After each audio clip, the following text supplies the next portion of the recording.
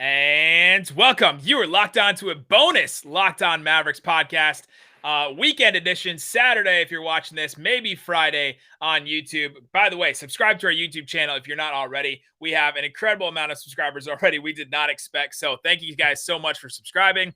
We wanted to bring one more episode, kind of a bonus episode for you, because we had scheduled to go with Kane Pittman after the game against the Bucks. And we were like, okay, yeah, let's go with Kane. But then Kristaps Porzingis made a couple of comments after the game that we knew we had to address before Monday, and we wanted to get to them because, and we didn't want to get to him with Kane because we wanted to talk about Buck stuff, and he was using that audio for Locked On Bucks and all that kind of stuff. So I'm here with Isaac, the One More Thing King, with one more episode for the week, and we wanted to talk about Kristaps Porzingis. Yeah, it's one of the biggest storylines around the team right now. This is why we're doing this podcast, because, we talk about the biggest storylines around the team. And, even, going into the game, we have, Dallas loses against Houston, bad loss, bad team, the Rockets are. And, KP doesn't get the touches. He talks about after the game how he didn't get the, the play calling and didn't get the ball. He was clearly frustrated, and rightfully so. I would be too if I was him. And I mean, more a testament to everything is we did a locker room during halftime of this game. We went live on Locker Room Thursday nights like we normally do. So join us for Locker Room on Thursday nights.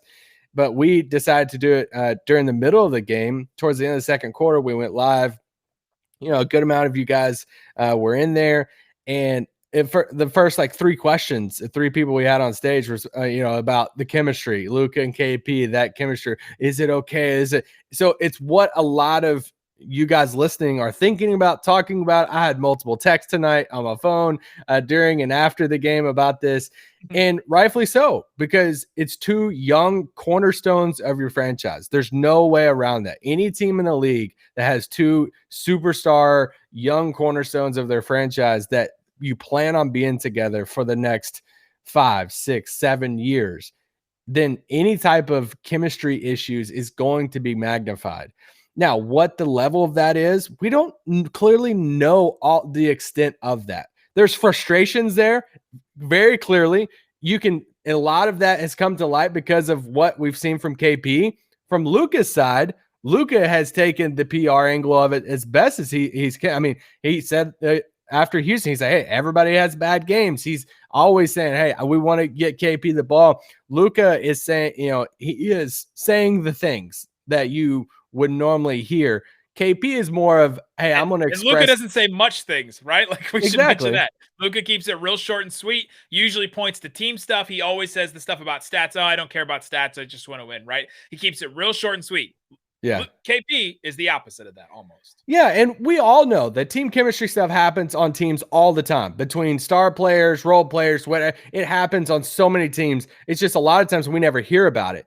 And it takes a player that is very expressive about his feelings and doesn't mind sharing how he feels about things. And this is KP in this scenario. What different comments, body language, everything. And the latest case was after the game tonight against the Bucks in a win over the Bucks. It's become such a storyline over the past week or so that Brad Townsend, asked KP about it. Let's hear from Brad Townsend and Kristaps Porzingis about the connection between Luka and KP. Yeah, hey KP. What would you say your connection level is like on the court with Luka? And those 2 fourth quarter threes you hit were passes from him. But I don't know if you're aware, but fans watch you guys on the court, see how much you interact. And I thought Twitter was going to go nuts when you guys knuckle tapped tonight. Yeah, we're trying to play together and help each other. And we want to win at the end. We all want to win here, and that's it. We have to keep playing together and keep playing well and help each other. Okay. Brad threw a little bit of humor at the end there, and KP did not want to dance. You know what I mean? Like he did not want to play back with it, right? He's like, I thought Twitter was going to go nuts when you guys knuckle tapped. And KP wasn't like, ha ha ha. Yeah. We do it more in the locker room, blah, blah, blah. Like he didn't say anything like that. That is where I know some people have said, well, couldn't KP's comments be about Rick Carlisle? And sure, I'm sure there's some frustration there. It's not going to be the first time a star player has been frustrated with Rick Carlisle. Or we've heard that too this season. We've heard his frustration about the minutes and the finding his rhythm and all of that. He has shared his frustration with coaching staff very openly with us. So, but then this one is like a direct question about his connection with Luka. It's not like Luka's a great guy. You know, he's an incredible player, incredible basketball player. I love playing next to Luka. He did not say that, right? Like, and KP says what he thinks. At least we think he does, or at least, you know, it was just a very strange answer of a question to me. And to answer it that way, to not kind of play back with the media, you know, with Brad Townsend, who's in every single one of these, has probably asked KP like 100 questions, right? Since he's come to Dallas. It's very strange. And so I really am now like, my microscope is like, I'm going to the next, you know how when you take a microscope and you like turn it to the next thing, right? Like you turn it to the one that's like more magnifying. I'm turning it up now, right? And I wonder if after this game, we're going to see them interact more. Like KP's going to know, all right, they're thinking about this. It's actually been said to me that they're thinking about this, specifically on Twitter, right? KP, if he was, you know, as media savvy as like Tom Brady's team or Joel Embiid, would post a picture of him and Luka, like arm over arm, right? Like doing something like that, right? So I'd be so interested to see if they do something like that. They're going to walk into the game together against the Spurs on Sunday. Yeah, they're just gonna be like arm in arm or like holding hands. What if they're holding hands? Like, I would die if they were. That'd be amazing. Coming up, we're gonna hear another question from Kristaps Porzingis from Tim McMahon asking this question about play calling. So that was kind of a big thing after the Houston game. We want to hear Kristaps' answer on this, and you'll definitely want to hear it. So we'll get into it coming up. But before we do, got to tell you about Built Bar. It's a protein bar. It tastes like a candy bar. They're absolutely delicious. There's incredible flavors right now. You can get the raspberry. You can get the cherry barcia, the double chocolate, the all great mint brownie. They're absolutely incredible. They are low calorie, low sugar, high protein, high fiber, great for a keto diet. For example, the cherry barcia one that we love, 17 grams of protein, 130 calories, 4 grams of sugar, 4 grams of net carbs.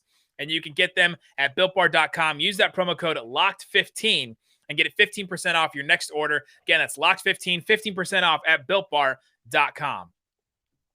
All right, Isaac Harris, let's hear the last question here. This is from Tim McMahon, ESPN, asking Kristaps Porzingis about the play calling. KP, you mentioned the play calling last night. How much do you want plays called for you versus just kind of getting stuff in the flow and you know, the reads getting the ball to you? I think it's like, I mean, of course, you know, when it's in the flow like tonight, then it's simple, you know, the ball comes to me and, you know, we just play. But there's some situations where whether it's Luka or myself, they don't back off at all or they switch right away. So there's, you know, you don't get nothing easy or you don't create that space in any situation. So that's when you need actually to call some plays where somebody sets a screen on me so I can cut and, you know, open things up and so on. And that's where we, you know, have our struggles a little bit. But we'll see if we can, you know, keep working towards being better. Interesting. So, like, this is now the disconnect. Now, this is about Rick Carlisle, right? Like, when do they call plays? When do they play this free-flowing offense? And it seems like KP is in favor of like calling plays, and I'm gonna guess Luka is in favor of the free-flowing, right? Like, there's just now diametrically opposed foes, right, at this point in the offense, and so.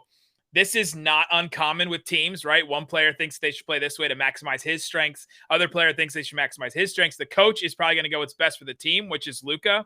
But getting KP involved is something that it's not like the Mavericks have been opposed to that, right? They were calling plays for him against, you know, the Bucks on Thursday. And so this was definitely something they're cognizant about and something that they're going to try to, you know, work into their offense more. But down the stretch, especially like at the end of that Bucks game, they were not running some plays. They were like, let's go 5 out and let's try to get into the teeth into the defense, kick out to KP, and he can hit some shots, right? And so that answer was kind of interesting to me to hear from KP because when he says call plays, it means run stuff for me, right? Like that's what it says to me. Yeah, well, it's just I don't think it's an either or of like, oh, is he saying something about Carlisle? Is he saying something about Luka? I think it's just more of the collective system that's being ran in the fourth quarter because, like you said, the best system for Dallas to run majority of the time is the Luka Doncic show. When you have a star like Luka, put the ball in his hands. We've talked about the evolution of Rick Carlisle, how over the years, how the Jason Kidd, Rajon Rondo, all this different stuff, how Rick wanted to have the control and reins on the stuff. It seems like he's loosening the reins and letting Luka run the show. But then you insert a guy like Kristaps Porzingis is like, hey, I'm freaking 25, 24. He's 25. I'm freaking 25 years old. I'm like, I want to be the man too. So I don't want to be Ryan Anderson. I want to be the man. I want to be the all-star that I was in New York. I want to have the ball. I want plays ran for me.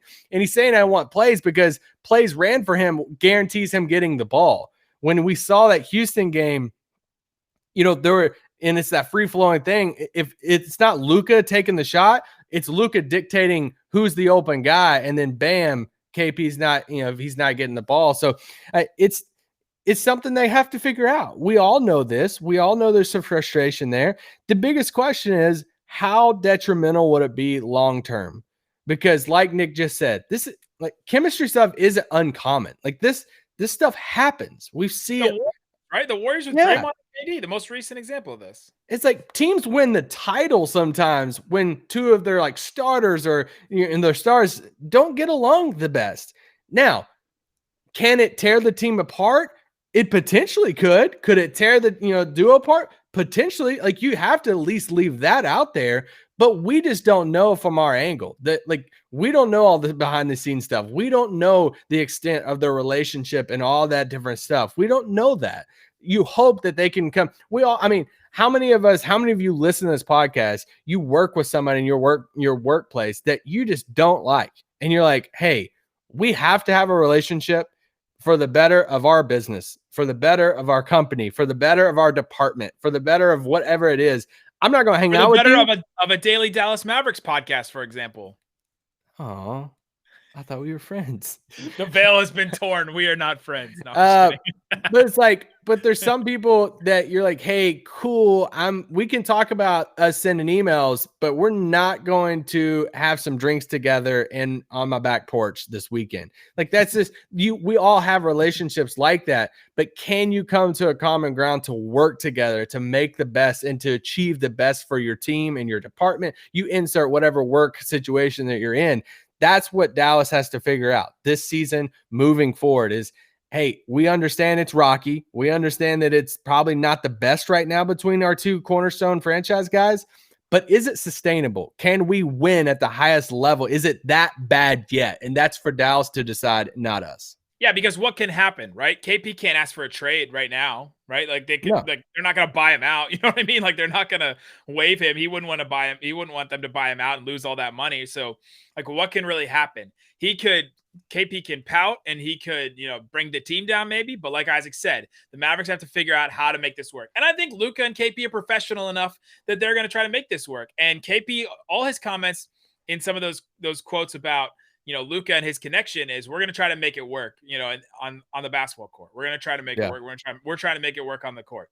And I think they still have good chemistry on the court. They know where each other are. They like to do that little two-man game and they can make it work. I'm not worried about it for this season.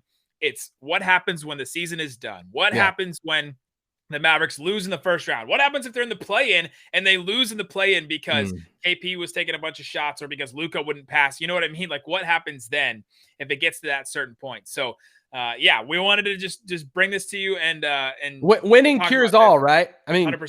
They continue winning like they are. They're 15-4, I think now with their starters when the starting unit starts, something along those lines. Their net rating's great with the starting group. If they continue to win games, they move into the top 6. They get into the second round and go to 7 games. They make a surprise Portland run like a few years ago and make it to the conference final. They do stuff like that.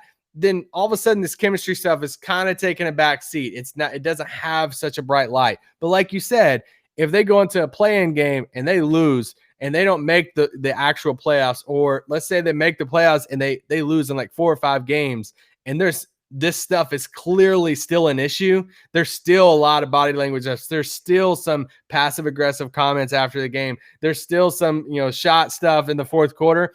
That's the scenario that's like, oh, dang, now this is going to play out into the fourth, or play off into the offseason. So winning will cure it all. If they continue winning, that will be a great sign. We'll keep monitoring this. Guys, if you're not subscribed to the podcast on Apple Podcasts, Spotify, all that, if you're not subscribed on YouTube, go check it out. You can watch us there. There's also an episode with Kane Pittman, so you can watch all that. I do a little tricks and stuff on the presentation. So I put up tweets, I'll put up stats, I'll put up all kinds of stuff. So good stuff on the live stream. Guys, thanks so much for listening to Locked On Mavs. Peace out. Boom. Have a great weekend.